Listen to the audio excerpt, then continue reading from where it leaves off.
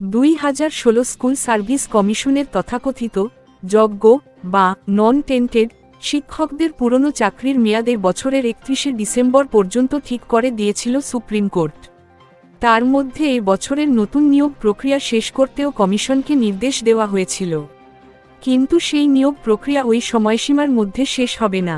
সেই কারণে এই যোগ্য শিক্ষকদের পুরনো চাকরির মেয়াদ আগামী বছরের সেপ্টেম্বর পর্যন্ত বাড়ানোর আর্জি জানিয়ে সুপ্রিম কোর্টের দ্বারস্থ হল মধ্যশিক্ষা পর্ষদ। কারণ তাদেরই করা মডিফিকেশন অ্যাপ্লিকেশনের ভিত্তিতে গত 17 এপ্রিল সুপ্রিম কোর্টের তৎকালীন প্রধান বিচারপতি সঞ্জীব খান্নার নেতৃত্বাধীন বেঞ্চ জানিয়েছিল এ বছরের 31শে ডিসেম্বর পর্যন্তই থাকছে যোগ্য শিক্ষকদের চাকরি। ফলে নতুন নিয়োগ প্রক্রিয়ার বিষয়টি এ বছরের মতো ঝুলেই রইল বলে মনে করছে শিক্ষামহল। কেন এই বাড়তি সময় চাইছে পর্ষদ? এই মুহূর্তে একাদশ দ্বাদশে শিক্ষক নিয়োগের ইন্টারভিউ প্রক্রিয়া শুরু হয়েছে। এসএসসি সূত্রের দাবি এই প্রক্রিয়া শেষ হতে আরও সময় লাগবে। তারপরে নবম দশমের ইন্টারভিউ শুরু হবে। তার মধ্যে আগামী বছরের বিধানসভা নির্বাচন চলে আসবে। ফলে গোটা প্রক্রিয়াটি শেষ হতে অনেকটা সময় লেগে যাবে বলেই মনে করছেন এসএসসি ও পর্ষদের আধিকারিকরা। রাজ্যের শিক্ষামন্ত্রী ব্রাত্য বসু এদিন বলেন, দুটি স্তরেই নিয়োগে প্রচুর পরীক্ষার্থী, ফলে নথি যাচাই ও ইন্টারভিউ প্রক্রিয়া শেষ করাটা যথেষ্ট সময় সাপেক্ষ বিষয়। এসএসসির আজই সুপ্রিম কোর্টে মুভ করার কথা।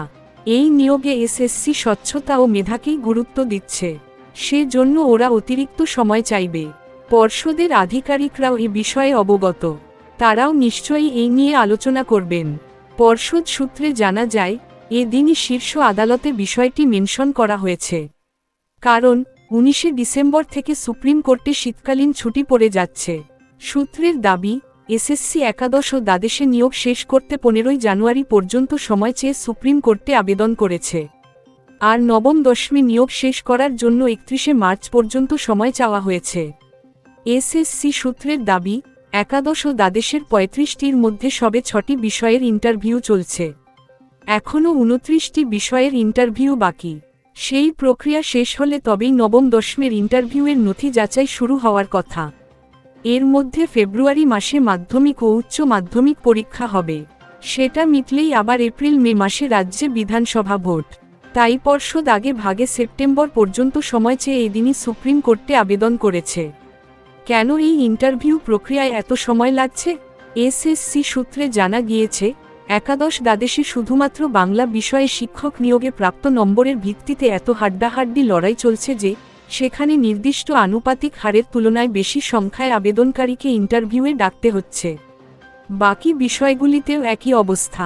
নবম দশমে 12টি বিষয়ের নানা ক্যাটেগরির কাট অফ মার্কস এর নম্বরে এই তীব্র লড়াইয়ের ফলে 23,212টি শূন্যপদে যেখানে 37,139 জন প্রার্থীর নাম ইন্টারভিউয়ের নথি যাচাইয়ে প্রকাশের কথা ছিল, সেখানে শুক্রবারই এই সংখ্যা 40,000ও ছাড়িয়ে গিয়েছে। ফলে পুরো প্রক্রিয়াটি শেষ করতে আরও অনেকটা সময় লেগে যাবে বলে মনে করছেন কমিশনের কর্তারা। এদিকে বিভিন্ন বিষয়ে ফ্রেশারদের সঙ্গে প্রবল লড়াইয়ের ফলে নবম দশমী যোগ্য চাকরিহারাদের একাংশ এবার বাদ পড়েছেন বলেই খবর।